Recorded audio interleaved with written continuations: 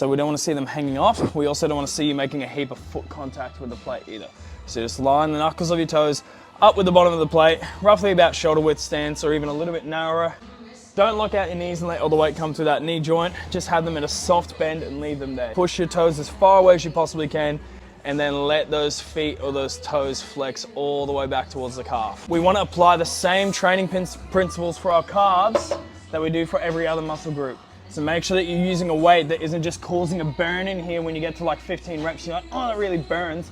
That doesn't really mean anything towards hypertrophy. We need to make sure that you guys are working with a weight where at the end, you're actually struggling to push it away. You're going, can't really get those toes away, yeah? So you might have to stack a decent amount of weight on this because our calves are pretty strong before you start to see at that 10 or whatever rep range we're giving you, where you're actually struggling to physically push that weight away with your calves, yeah? So make sure you're working with a weight at that rate rather than just doing what burns at 15 reps.